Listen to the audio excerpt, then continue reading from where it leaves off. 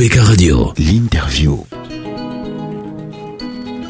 Eh bien, Sidonie Fekak, allons avec votre accord recevoir après. Vous voulez bien? Bien sûr. En rappelant qu'en dernière partie d'émission, vous recevrez le docteur Aristide Monod, politologue, pour revenir sur des faits et autres qui valent la peine qu'on en parle. Et ce matin, avec le docteur Yambé Timba, quelques sujets sur la table. Il nous dira ce qu'il en pense, si c'est épiphénoménal ou si ça vaut le détour. Docteur Yambé Timba, bonjour, bienvenue. Bonjour mon frère Kwame, bonjour à Fifi. Bonjour docteur. Alors docteur, j'aurais voulu vous proposer deux sujets ce matin. Le premier, la réaction de certains chefs de la Léquier en rapport avec la sortie du professeur Maurice Kamto au sujet du professeur de regretté mémoire Hubert Mononzana, et une question de riche. Est-ce que si on commençait par le premier sujet, la sortie de ces chefs que certains trouvent dommageable pour la paix sociale, enfin pour les communautés au Cameroun, si on commençait par là, est-ce que ce serait intéressant? Écoutez, on peut toujours dire un mot dessus, mais je pense que si on pose le problème de la façon dont on l'avait posé, on s'attarde sur la conséquence et non sur la cause. La cause, il y a quelque chose qui a provoqué cette sortie des chefs de la Léquier. Je l'ai évoqué. J'ai évoqué la sortie, jugée malheureuse par certains. Non, ce que je dis, c'est ceci. C'est que ce que je lis, ce que j'entends de façon depuis quelques jours, oui, c'est que cette sortie-là, elle met en danger la paix sociale, la concorde, l'harmonie. Non, c'est pas la sortie qui est la cause de quoi que ce soit. C'est quelque chose qui s'est passé avant qui est la cause de cette sortie. Et c'est cette chose qui s'est faite avant qui est la cause qui risque de créer justement une disharmonie sociale, une fracture dans la société. Très bien. Et c'est tout le problème que vous m'entendez tout le temps répéter sur vos antennes, l'Afrique n'a pas d'élite. Chaque fois que je dis ça, les gens rigolent. On n'a pas d'élite. On a des gens qui parfois ont un certain parcours, mais qui n'ont pas la capacité de percevoir les risques sociaux dans lesquels nous vivons et qui disent parfois tout n'importe quoi, font tout n'importe quoi. Vous ne pouvez pas dire une chose si vous ne connaissez pas bien la culture des autres. Si vous faites certaines choses, vous heurtez la sensibilité des gens. Et dans un pays, la politique, souvenez-vous de la dernière fois quand je le disais, la politique, c'est de mettre le sourire sur le visage des gens et la joie dans leur cœur. Évitez par tous les moyens de mettre de l'aigreur, de la colère dans le cœur des gens. C'est très important pour un homme politique. Ce n'est pas question de vous avez raison ou vous avez tort. C'est une question de est-ce que ce que vous faites rassemble? Est-ce que ce que vous faites permet de maintenir la cohésion sociale? Est-ce que ce que vous faites permet de rassurer tout le monde quant à l'idée que il peut y avoir un cheminement pour la construction d'une harmonie sociale, d'une paix sociale et d'une acceptation de tous les Camerounais les uns par les autres sans qu'il y ait des grincements dedans et sans que cela donne lieu à des réactions dont on peut évaluer plus tard le caractère ou, si vous voulez, la nature et l'impact. Donc, c'est ça le problème de fond. Lorsque vous avez, dans nos cultures africaines, il n'y en a pas une seule qui est, si vous trouvez un peuple en Afrique où on ne respecte pas les morts, où on dit un certain nombre de choses des morts, ça veut dire que ce peuple-là n'est pas africain. Et ça veut dire que ces personnes obéissent, qui disent des choses, obéissent non pas à la culture africaine, mais à des choses qui malheureusement ne relèvent pas de notre parcours historique et de nos valeurs. C'est ça qui provoque, quand le professeur Kamto dit ce qu'il dit, il ne le sait peut-être pas, mais il le sait, puisqu'à un certain âge, il a longtemps vécu à Yaoundé, et c'est un homme politique qui connaît le pays, on peut pas dire qu'il ne connaît pas le Cameroun. Il sait que de là où vient le professeur Mononzana, quand il nomme toutes les récriminations, toutes les critiques, c'est comme ça que ça se passe. Pourquoi? Parce que c'est une question purement spirituelle. Lorsqu'un homme meurt, vous devez taire tout ça pour que son esprit ait la paix d'aller retrouver les ancêtres dans la paix. Si vous continuez les récriminations, vous bloquez ce processus-là. C'est des choses banales que n'importe qui est censé savoir. C'est pour ça qu'on ne critique jamais le mort avant qu'il ne soit enterré. On ne fait pas ça. C'est une chose, dans nos tribus africaines, c'est une chose tellement grave que généralement, quand vous le faites, vous risquez de suivre ce mort-là. Donc, ce que les chefs de l'Allié qui ont fait là, et que j'entends les gens critiquer n'importe comment, fait partie de leur culture et de la culture des Bantous. C'est comme ça que ça se passe.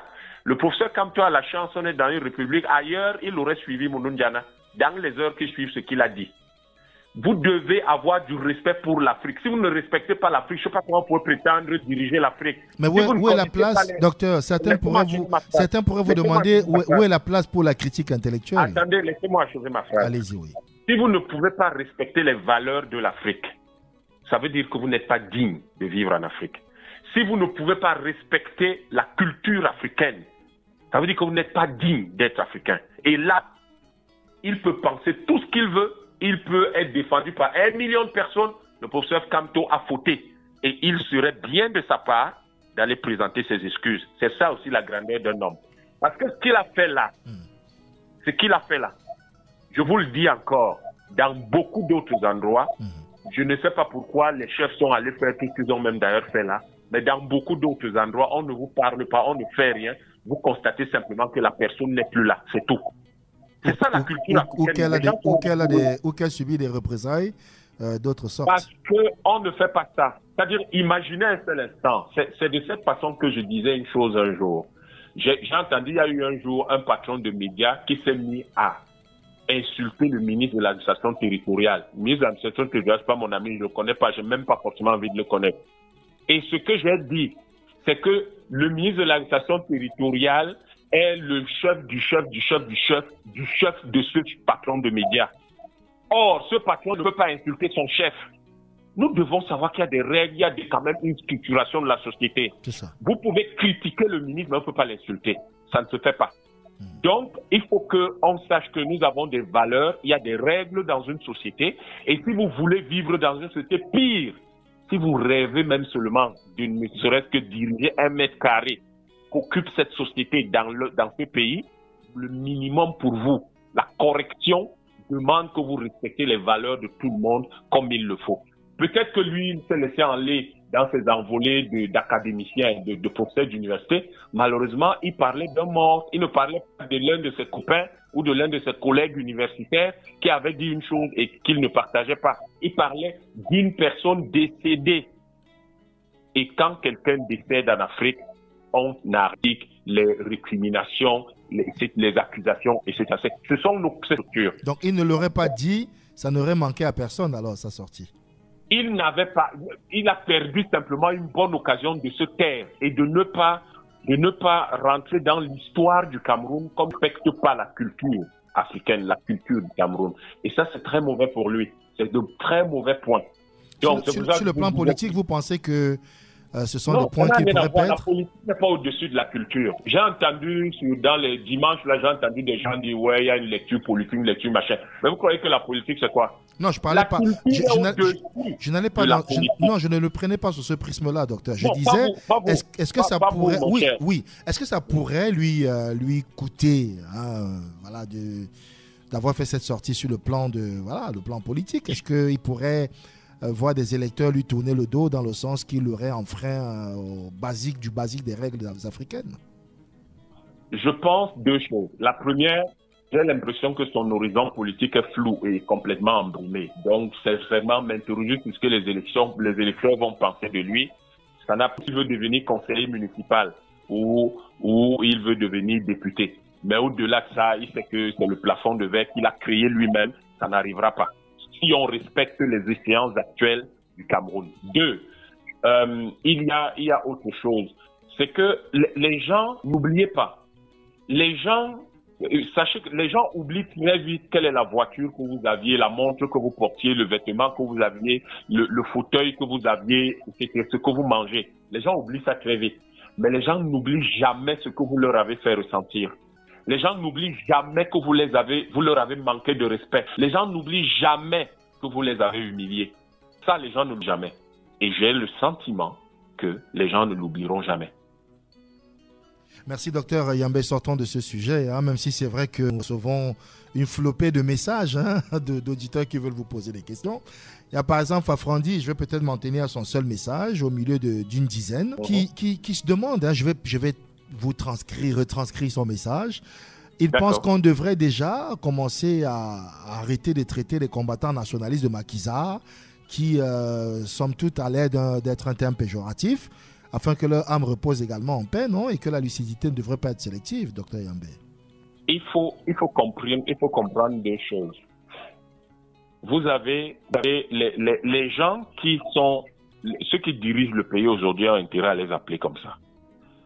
Et ils les appellent comme ça depuis toujours, bien avant qu'ils ne soient décédés. Ce que nous demandons, et ce que nous suggérons aux Africains, c'est de rejoindre le mouvement 10 000 élus panafricanistes. Pour qu'on n'appelle plus ces gens Macky Sall, il faut qu'il y ait une loi qui l'interdise. Et il faut donc que ceux qui, comme la dame, c'est une dame, n'est-ce pas? Non, c'est un homme. Fafrandi est un homme. C'est un homme. Enfin, comme cet auditeur, ceux qui, comme cet auditeur, pensent que nous devons mettre fin à ça, doivent rejoindre le mouvement 10 000 élus panafricanistes pour que demain, les panafricanistes puissent prendre le pouvoir dans tous les pays africains. Et comme ça, ils vont adopter et promulguer des lois qui vont dans le sens de ce que propose cet auditeur et que je trouve appréciable. Mais que ceux qui comptent, ces gens sont au pouvoir. Or là, nous ne sommes pas sur le même, nous ne sommes pas dans la même, sur le même terrain. Nous sommes sur un terrain de combat politique. Là-bas, nous étions sur un terrain d'attitude face au décès de quelqu'un. Ce n'est pas la même chose. C'est une chose très différente. Donc, pour que les gens ne soient plus appelés Macky Sall, il faut que ceux qui sont des nationalistes, des panafricanistes prennent le pouvoir, qu'ils deviennent des présidents de la République, des chefs d'État, qu'ils deviennent des députés, des sénateurs, des conseillers municipaux, des conseillers régionaux, des maires.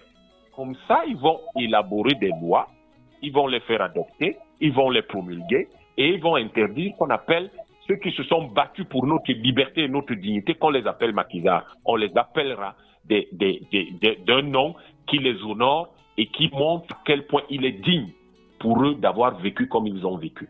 Mais ce n'est pas tout à fait la même attitude ou le même champ que celui dans lequel, à partir duquel nous sommes partis.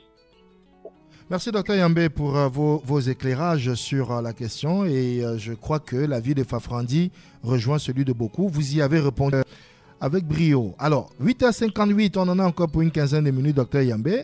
Avec vous, peut-être qu'il faut qu'on parle de cette affaire de riz déchargé au Cameroun et qui serait impropre à l'un, à savoir le préfet de l'Océan estime que les 2000 tonnes de riz peuvent être consommées, cependant que le ministre ne devrait pas être consommé, pardon, le préfet dit non, cependant que sa hiérarchie, je vais dire ça comme ça, estime le contraire. Yambé Timba, comment ça se fait qu'on en arrive là? C'est quoi le problème? Comment on peut comprendre cet état de fait?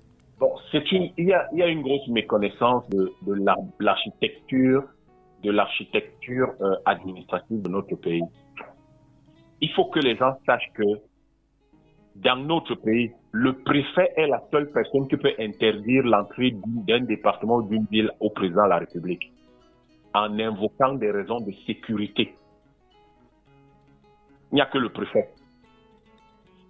Donc, si le préfet dit qu'il y a 2000 tonnes de riz qui sont impropres à la consommation, il prend les mesures qu'il faut. Il n'a pas à le dire seulement. Il est dans son droit, mais il n'a pas à le dire seulement. La première chose, comment il a fait pour le savoir? Est-ce qu'il y a eu un test, des choses comme ça qui ont été... Ça, c'est bien chose. S'il y a effectivement des tests avec des résultats, il les publie, il y a les 2000 tonnes de riz. Ça, c'est la procédure connue que le préfet connaît. Donc, si le préfet l'a dit, c'est que c'est ça. Le ministre qui vient dire au-dessus que c'est propre à la consommation, il le dit sur la base de... Il a fait les tests. Où sont les résultats? Qu'il les produit. Si les résultats sont contradictoires, en matière de management, on applique ce qu'on appelle le principe de précaution. Le principe de précaution veut que s'il y a deux parties et que l'une d'elles estime que 2000 tonnes de riz sont impropres à la consommation, c'est qu'on les détruit par principe de précaution parce que la vie de la population est beaucoup plus importante que les chamailleries de gens ou qui éventuellement ne s'entendent pas. Parce que de deux choses, soit ces deux la dérangent, soit ils ne s'entendent tout simplement pas. Et dans un cas comme dans l'autre, le principe de précaution veut qu'on détruise immédiatement ces 2000 tonnes de riz. Donc vraiment, je ne comprends pas pourquoi au Cameroun on a des faux débats, alors qu'il y a des dispositions administratives et il y a surtout des procédures de management qui peuvent être appliquées de façon tout à fait compétente pour pouvoir protéger la population. Donc là, on crée un faux débat, qui laisse croire que certains auraient des intérêts cachés derrière l'affaire. Mais ça soulève un autre problème. L'autre problème que ça soulève, comment ce riz a-t-il pu arriver au Cameroun alors qu'il serait impropre à la consommation? Puisque du commerce international, il aurait dû être testé, vérifié avant embarquement. Comment se fait-il que du riz impropre à la consommation arrive au Cameroun? Si c'est le cas, il faut que toute la chaîne du commerce international impliquée aille répondre de ça devant un magistrat. Parce que il y a quelque chose qu'on appelle en droit criminel qui s'appelle mise en danger de la vie d'autrui. C'est ça. Donc, si les gens se permettent de mettre en danger la vie des Camerounais, ils doivent être poursuivis en justice. Et dans ce cas, si le préfet a donc les éléments, il faut qu'il saisisse immédiatement le procureur de la République, le procureur du tribunal de grande instance de Kribi. Parce que 2000 tonnes de riz, ce n'est pas une erreur. C'est fait sciemment. C'est fait sciemment. On n'est pas en train de dire que quelqu'un s'est retrouvé dans un bateau avec sa gamelle de riz et il se trouve que quand il est arrivé au Cameroun, la gamelle de riz n'était plus propre, n'était plus de nature, ne pouvait plus être consommée. On parle de 2000 tonnes de riz.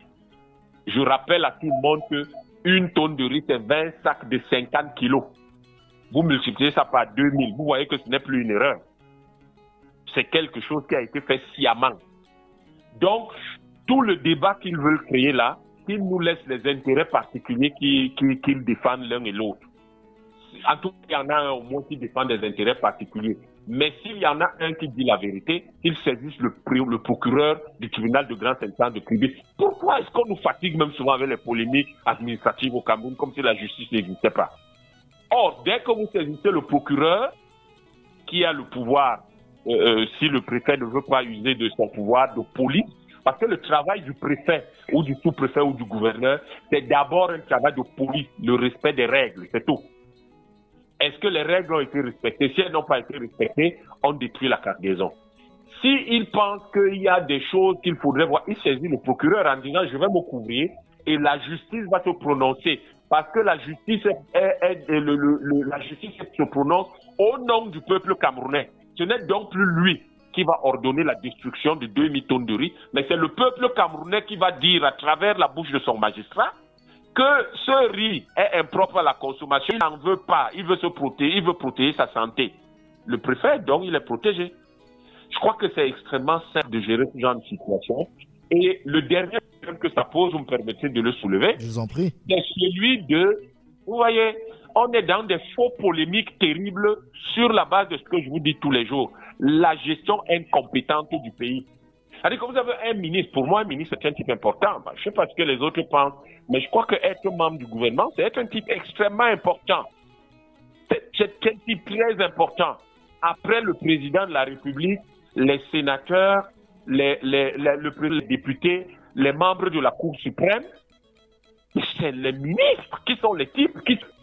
Donc si si un ministre dit quelque chose, ça doit être quelque chose de constructif, quelque chose d'important. C'est ça.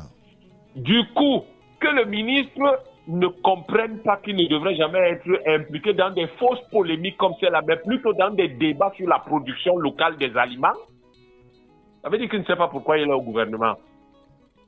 Il ne sait pas pourquoi. Il ne sait pas pourquoi il est au gouvernement. Vous ne pouvez pas être un ministre. Votre débat commence à porter sur des choses comme ça. Votre débat commence à porter sur... Nous-mêmes, on va produire combien de milliers de tonnes de macabo? C'est ça le débat pour un ministre. Les ministres ne rentrent pas dans ces choses comme ça. C'est pour ça qu'il y a un préfet qui va donc gérer, qui va faire la police, faire toutes les vérifications. Et si ce n'est pas fait, et si les choses ne sont pas conformes à la réglementation, on les détruit. Et on sanctionne ceux qui ont enfreint la loi. Point barre, c'est tout. Ce n'est pas plus compliqué que ça. Voilà. Mais, si on a des membres du gouvernement qui, d'une manière particulièrement incompétente, se retrouvent dans des problèmes qui sont du niveau du préfet, moi je suggère au président de la République de muter ce préfet et de nommer le ministre là-bas, puisqu'apparemment c'est le sujet qui l'intéresse. Puisque c'est ça, il pense que c'est une compétence. Comme mute le préfet actuel ailleurs, et il nomme ce ministre préfet de l'océan. C'est peut-être là-bas, il sera plus efficace. Il faut que les gens fassent très attention. Le Cameroun ne peut pas se permettre de payer un ministre pour qu'il aille faire le travail d'un préfet. Si vous êtes ministre et que vous faites le travail d'un préfet, le président doit vous virer. C'est simple. Ça veut dire que vous ne savez pas ce que c'est que vous faites au gouvernement. Absolument. Et nous disons toujours qu'il faut quand même... Après, il va être surpris, le ministre va être surpris que le préfet ne le respecte pas. Vous vous retrouvez dans les polémiques avec le préfet. Comment il va vous respecter après? Pire, imaginez que le préfet ait raison. Si le préfet a raison, vous imaginez ce que ça veut dire? Est-ce que le préfet pourra encore respecter? Mais quel est le préfet qui pourra encore respecter ces ministres-là? Ce sera très à tout le moins difficile. Respecter et d'honorer le gouvernement. Absolument. Le gouvernement, c'est quelque chose de très important. Comment se fait-il qu'au Cameroun, un ministre est là à bavarder sur 2000 tonnes de riz, alors que dans d'autres pays, le Kenya, pendant qu'au Sénégal, le ministre de l'Agriculture du Sénégal est en train de parler de comment produire 2 millions de tonnes de riz. Le nôtre au Cameroun est là à bavarder sur des 2000 tonnes de riz impropres à la consommation. Mais c'est le préfet qui gère ce genre de choses. Le ministre de l'Agriculture du Sénégal, 2000 tonnes de riz, de tonnes de riz. C'est qu'à chaque fois, la question, vous allez trouver que c'est parfois un peu curieux, mais chaque fois, vous voyez que je compare le travail de nos ministres à des pays parfois plus petits. Le Sénégal, c'est la moitié de la population du Cameroun, c'est la moitié du PIB du Cameroun. Donc, c'est un petit pays par rapport au Cameroun. Regardez ce que un ministre peut, ce qui peut intéresser un ministre là-bas. Comment on produit 2 millions de tonnes de riz? Au Cameroun, on a un ministre, lui, ce qui l'intéresse, c'est comment 2000 tonnes de riz sont impropres à la consommation. C'est quelle histoire, ça? On dirait que notre gouvernement est fait de gens qui ne comprennent pas du tout l'importance d'un gouvernement. On dirait que c'est nous qui savons que le gouvernement est important. Eux, ils ne le savent pas. Il y a une question qui... Et quand les préfets vont lui manquer de respect, il va commencer à dire que mais les préfets lui manquent de respect. Non, monsieur, vous vous mettez à leur niveau. C'est normal qu'il vous manque de respect. Comment on fait son lit, on se couche. Alors, une question qui taraude l'esprit des auditeurs à l'instar de Will Macon. Cette cargaison dispose-t-elle du certificat de conformité délivré par la Nord? Pour se prémunir de la fraude en la matière, l'État du Cameroun a décidé de la certification avant embarquement à travers un projet dénommé PKE. Et le défaut éventuel de certificat de conformité suffirait donc à indiquer si ce riz est consommable ou non, docteur Yambé. J'ai la faiblesse d'être d'accord avec vous. C'est ce que j'ai dit. Tout à fait. C'est ce que j'ai dit. Tout à fait. Comment ce riz a-t-il pu être embarqué sans disposer de certificat? Pour la consommation. Tout à fait. Parce qu'il y a des procédures amont, effectivement, vous les avez citées. Oui. Je ne suis pas rentré dans les détails. C'est ça. Vous ne pouvez pas embarquer quelque chose qui entrera au Cameroun si on n'a pas fait les tests en amont. Donc vous avez l'impression qu'on vit un peu comme ça, chacun fait ce qu'il veut, c'est au petit bonheur la chance. Je ne sais comment dire. Quand vous avez nos ministres qui descendent à ce niveau-là, vous comprenez qu'on fait n'importe quoi dans ce pays. Et ça veut dire que les gens marchent sur le PKE, sur toutes nos procédures, ils s'en foutent. Ils sont capables de venir parler de ces pierres pour défendre je ne sais pas quoi. Alors que quand ce genre de choses arrive et que le préfet alerte qu'il y a 2000 tonnes de riz impropres à la consommation, que quelqu'un tente de frauduleusement peut-être, ou je ne sais pas comment, de faire rentrer au Cameroun, dans tous les cas c'est frauduleux puisque les tests amont auraient dû le signaler et ça ne devait jamais être embarqué. Si le préfet alerte sur une chose pareille, mais le travail du gouvernement à l'instant, tout de suite, toute la chaîne d'importation qui se trouve dans cette affaire est interpellée. Tout le monde est interpellé, tout le monde est entendu, et tous ceux qui ont enfreint la loi, on les met là où on les met. Docteur Yambé Timba, je vous... Oui. Allez-y, chutez. Non, je disais, il faut que nous fassions. C'est notre pays. Ce n'est pas le pays de quelqu'un d'autre. C'est notre pays. Lorsqu'on a des choses comme ça, est-ce que le reste du monde nous respecte? Comment le reste du monde nous regarde? S'il se trouve que les gens qui ont vendu ce riz, je ne sais pas d'où il vient, supposez que les gens qui ont vendu ce riz à cet importateur camerounais ou à cet importateur qui le fait venir au Cameroun, savait que ce riz-là était impropre à la consommation. Et que maintenant, nous, on a un ministre qui dit que ce riz-là, on peut le consommer. À votre avis, les gens de ce pays-là, ils nous regardent comment? Dr Yambé Timba, je vous remercie. On sera avec vous demain en présentiel ici pour d'autres sujets. Mais je voudrais vous remercier. On pourrait également revenir en semaine sur une importante conférence, rappelons-le, conférence internationale organisée par l'association KEPER et le département de philosophie de la faculté des lettres et sciences humaines de l'université de Douala. On en parlera courant semaine, je vous promets, Dr Yambé. Et ça commencera du 30, ce sera à partir du 30, non? Du 30 novembre Du 30 novembre au 2 décembre. Merci. Au campus de Ange Raphaël. On en parlera, docteur. Merci encore à vous et à très très bientôt. C'est moi qui vous remercie. Avec Radio. De lundi à vendredi dès 7h. Retrouvez dans le 7-10, 7h-10h. Abeka Matin, premier sur le matin. Les invités consultants de classe exceptionnels.